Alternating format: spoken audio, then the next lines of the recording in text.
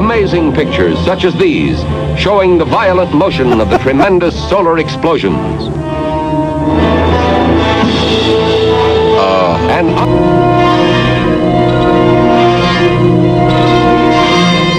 Off California, naval scientists enlist raccoons to unravel the secrets of the sun. The raccoon is a helium-filled plastic balloon some 70 feet in height, supporting a 12-foot rocket loaded with a television transmitter. The raccoon is released and allowed to float free over the ocean. Its primary purpose is to study the effects of solar storms or prominences on radio communications. Radar tracks the raccoon until a solar storm is sighted. Then the rocket is fired from the balloon. Within 2 minutes, it is 70 miles high, flashing back television pictures of the upheavals on the sun. Amazing pictures such as these, showing the violent motion of the tremendous solar explosions. An unerring electronic brain and a far-seeing electronic eye bring the awesome solar eruptions before our eyes. For science, new progress in probing the mystery of the sun and its influence on the world around us. Oh my what God! What the fuck was that? I thought it was like the Gong Show. I was like, turn it off. Look at these pictures of the sun. I know, and the flames just coming off it like it was a volcano or something like that. And don't you love how the sun was so much different back then than it is now? Yeah. Look at.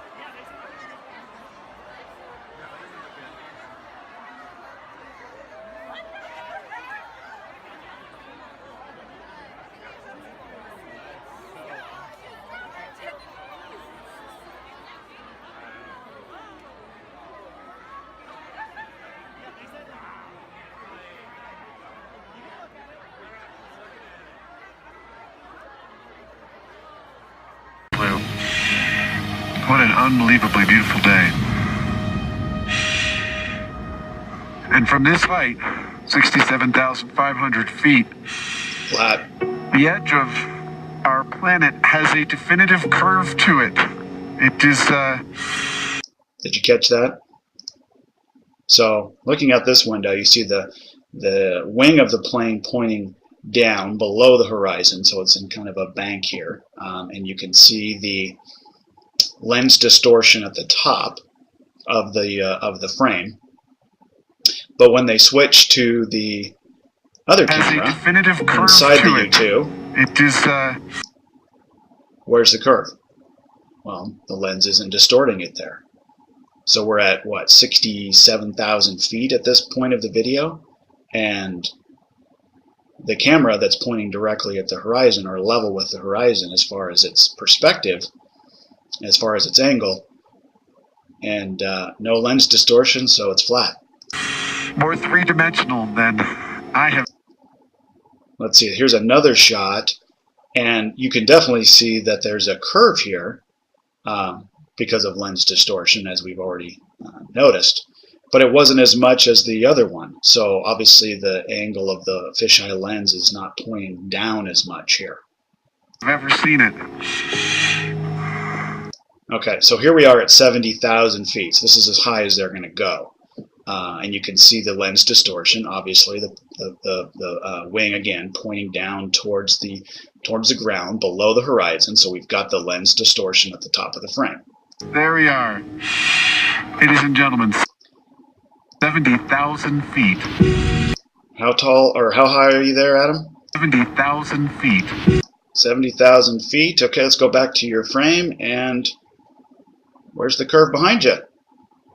Maybe it's just on the side. Maybe we live on more of a like a tube, right? We just have the curve at certain angles.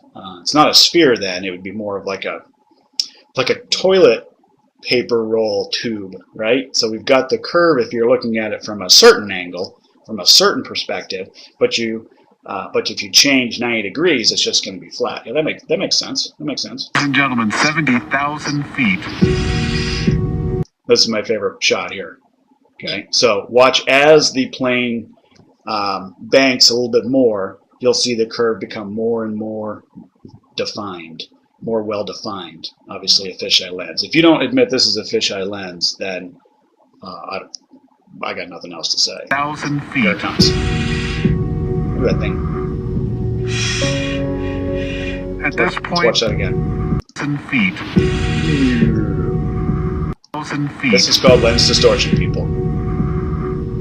And then we cut back to Adam. At this point, aside from the 6 astronauts on the space station, we are the 2 highest. And there we are again. Looks like he's banked here. Humans off of planet Earth.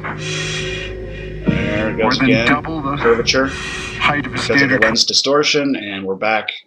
Plane is level again. And where's the curve?